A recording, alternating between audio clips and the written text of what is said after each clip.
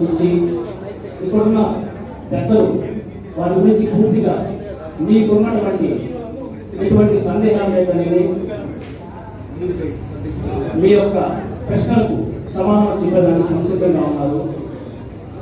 ఇదివరకు గత 50 సంవత్సరాల్లో కావలి పట్టణం అయితేనేమి, నెల్లూరు జిల్లాలో అయితేనేమి రియల్ ఎస్టేట్కి రాజకీయాలకి ఎటువంటి ఉండేది కాదు. ఇండివిజువల్గా ఉంటుంది. రియల్ ఎస్టేట్ అనేది ఇండివిజువల్, అదొక సంస్థ. ఎప్పుడు కూడా దీంట్లో రాజకీయ ఇన్వాల్వ్మెంట్ అనేది జరగలేదు నాకు తెలిసినంత కాలంలో. స్టార్టింగ్ లో 20 ఫీట్ రోడ్ స్టార్ట్ అయింది జనాలు 20 అడుగుల రోడ్డు నుంచి ఈ రోజు 30 ఫీట్ అయ్యి కన్వర్షన్ అయ్యి చేస్తా ఉన్నాం. కానీ దాంట్లో చిన్న చిన్న తప్పులు ఏదైనా ఉంటే అవి సవరించుకొని ఇప్పుడు నుడా అప్రూవల్స్ వస్తున్నాయి. నుడా అప్రూవల్ కూడా నుడా అప్రూవల్ నామ్స్ లో మేము చేయగలవాళ్ళం. కానీ ఈ రోజు శాసనసభ్యులు గారు ఎక్కడ పెట్టినా తుమ్మలపేట రోడ్డు బాగా హైవేగా డెవలప్ చేస్తున్నారు, ఉదయగిరి బ్రిడ్జి హైవేగా డెవలప్ చేస్తున్నారు. ఎక్కడ పెట్టినా కూడా మంచి మార్గంలో బాగా హైవేగా డెవలప్ చేస్తూ మంచి డెవలప్మెంట్ తీసుకొస్తూ ఉన్నారు. కాబట్టి మేమందరం కూడా అదే విధంగా అన్ని కూడా రుణా అప్రూవల్స్ పోయి చేస్తాం. దానికి తోడు నెక్స్ట్ ఒక ఫార్మర్ మా కాడ ఒక ఫ్లాట్ కొన్నాడు ఒకడంటే కనీసం అతను 25-30 వేలతో స్టార్ట్ అయ్యేటాడు శాలరీ. 25-30 శాలరీలో అతను నెలకు 5,000, 3,000, 4,000 ఆపుకొని ఆ డబ్బులతోటి అతను ఫ్లాట్ మా కాడ కొట్టాడు. అతన్ని మేము ఇబ్బంది పెట్టి మేమేదో కోట్లు సంపాదించుకోవాల్సిన అవసరం మాకు లేదు. దేవుడి దేవాల మా కాడ కొన్నవాడు బాగుంటే మేము బాగుంటాం. అదే వర్షంలో పోవాలని మేము కోరుకుంటున్నాం. కానీ మేము కొన్న వాళ్ళని ఇబ్బంది పెట్టి మాకు పోవాలని ఆలోచన లేదు. ఏ విధంగా అయినా కూడా సరే ఇప్పుడు ఉండే నామ్స్ ప్రకారం పక్కాగా పోయేదానికి మేము రెడీగా ఉన్నాం. మా వల్ల ఎవరైనా సరే ఎక్కడైనా ఇబ్బంది పడి ఉంటే దానికి సంబంధించిన మేము రెమ్యుడేషన్ ఇవ్వడానికి మేము రెడీగా ఉన్నాం. ఎక్కడ ఫ్లాట్ ఎక్కడ పోయినా ఏదైనా ఒక ప్రాబ్లం వచ్చినా దానికి సర్వే రిపోర్ట్ ఇవ్వడానికి మేము రెడీగా ఉన్నాము. దానికి సంబంధించిన ప్రాబ్లం ఏదైనా ఉంటే దాన్ని వేరే దగ్గర రెమెడీ చేయడానికి రెడీగా ఉన్నాము. ఎక్కడ ఏ ప్రాబ్లం వచ్చినా కూడా మేము దాన్ని మాత్రం రెక్టిఫై చేసి ఇప్పుడున్న నామ్స్ ప్రకారం మేము ముందుకు పోయి గౌరవ శాసనసభ్యులు సలహా మీద తీసుకొని ఆయన సలహా మీద మేము ముందుకు పోవడానికి మేము రెడీగా ఉన్నాం. ఈ పార్టీ మాట్లాడుతూ మేము ఎక్కడ నేను అభ్యంతరం పెట్టాము, మాకు అభ్యంతరం లేదు. ఒకసారితో ఉంది నీకు మాట్లాడుకో. దయచేసి లీడర్షిప్ నాశనం చేయబాక. నేను కోరుకున్నది ఒకటే, మేము శాసనసభ్యులు గారిని ప్రస్తుత ప్రభుత్వంలో అధికార పార్టీ శాసనసభ్యులు గౌరవనీయులు కావ్య కృష్ణారెడ్డి గారిని మేమందరం కలిసి వినతి పత్రం ఇస్తాం. ఆయన ఏ నిర్ణయం తీసుకున్నా కూడా మేము స్థిరసాగిస్తామని కూడా చెప్తున్నాం. మంచి జరిగినా చెడు జరిగినా ప్రభుత్వం ఉంది, శాసనసభ్యులు గారు ఉన్నారు. మీ హయాంలో ఒక్క మాట చెప్తే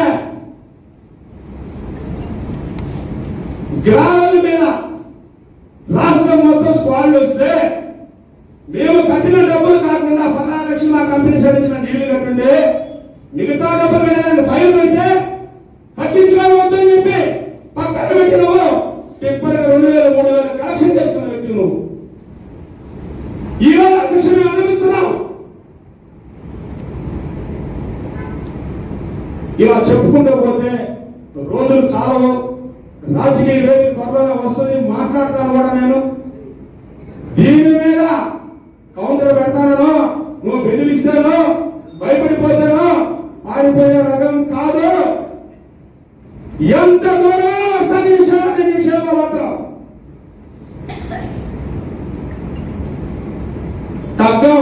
తగ్గేదే లేదు. మేము కూడా తెలుసుకుంటాం. జగన్మోహన్ రెడ్డి ఒక్కడిగా కాదు, అందరికీ తెలుసు కష్టంలో. అక్కడ నువ్వు చేసే అరాచకాలు నా కార్యక్రమం చంపేశావు. ఇవన్నీ ఇది మాట్లాడే వేదిక కాదు కాబట్టి చెప్తాను నా బిడ్డల పిల్లరా. దయచేసి మేము ప్రస్తుత శాసనసభ్యులు నీతి నిజాయితీగా విలువల గల వ్యక్తిగా పరిపాలన చేస్తున్నాడు. నాన్ కరప్టెడ్ వ్యక్తిగా గతంలో పనిచేసిన పరిపాలకుల మాదిరిగానే పరిపాలన చేస్తున్నాడు. నువ్వు ఒక్కడే కాలంలో కలెక్షన్ చేసుకుని ఎవరైనా ఉన్నారంటే నీ ఒక్కడే చెప్తావు. ఆ పేరు సుమదక్ష కాలంలో మించిపోతే కూడా ఈ సందర్భంగా చెప్తున్నా నేను.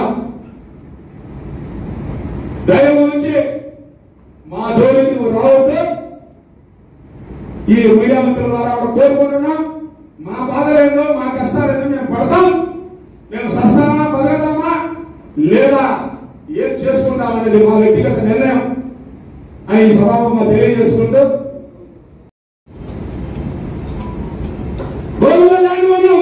పెట్టి ఎవరి డబ్బుగా దాన్ని నువ్వు నీ ప్రభుత్వ కమిష చేసుకున్నావు. ఎన్ని ఉన్నాయి ముందుకు వస్తే చాలా మాట్లాడచ్చు మేము. కానీ వేదిక కాదు, సంస్కారం అడ్డొస్తున్నా మాకు. సంస్కారం మైమరిచి 4 గోడల మధ్య దొంగలు మమ్మల్ని చిత్రీకరిస్తున్నావు. సమాజాన్ని ఫిర్యాదు చాలా ఉన్నాయి. ఈరోజు చెప్తున్నాం మేము రియల్ ఎస్టేట్ ఎక్కడ మేము తప్పు చేయగా తెలుసో తెలియక వ్యాపారం చేసే సందర్భంలో ఒక 10 సెంట్లో 20 సెంట్లో 50 సెంట్లో మా రోడ్లో 10 ఎకరాల పొలంలో కాలం ఉంటే అది 100% మా దాంట్లో ఉంది. లేదని నేను ఎక్కడ చెప్పడం లేదు. అయ్యా మీరు సత్యానికి చెందినవి అని నేను చెప్పడం ఉండేది. మీకు తెలియదా? తెలియకుండా నా చేతి డబ్బులు వేసుకున్నావా? నువ్వు నిరీక్షణలో పుట్టలేదా? బెంగళూరు వ్యాపారం చేయడం లేదా? నువ్వు కబ్బాలు కట్టలేదు ఎవరికి? ఇక్కడ చేసావా?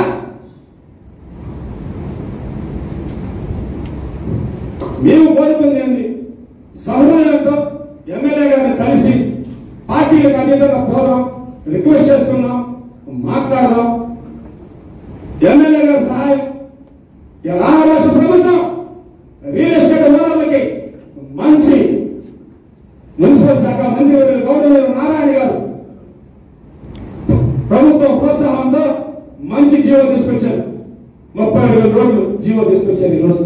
ఎందుకంటే నాన్న లేవట్లేసి ఇబ్బంది పడుతున్నారు ప్రజలు. ఏ సేవలకు కూడా వర్కౌట్ రావడం లేదు అని మంచి ఆలోచన చేశారు. ఆ ఆలోచన అనుగుణంగా డెవలప్ అయితే వ్యాపారస్తులు వ్యాపారాలు చేస్తే ఇన్ఫ్రాస్ట్రక్చర్ డెవలప్ అయితే రియల్ ఎస్టేట్ రంగం అంటే ఒక్క లేవోటేసుకున్నటువంటి యజమాని దోచుకోడు. రైతుకి రేట్ ఇస్తున్నాం, మేము 10 రూపాయలు సంపాదించుకుంటున్నాం. మీడియా వ్యవస్థ బతుకుతుంది. పెయింట్ షాపులకు పెయింట్స్ వస్తున్నాయి, పేదవారికి కట్టడాలు వస్తున్నాయి, స్టీల్ స్టీల్ అంటున్నారు. అనేక రంగాలు అన్ని కూడా ముడిపడుతున్నాయి రియల్ ఎస్టేట్ రంగంతో. కానీ మా దురదృష్టవశాత్తు 5 సంవత్సరాలు మేము చేసిన మాజీ శాసనసభ్యులు ప్రతాపం చేసినటువంటి అరాచకాలను ప్రశ్నించలేదు.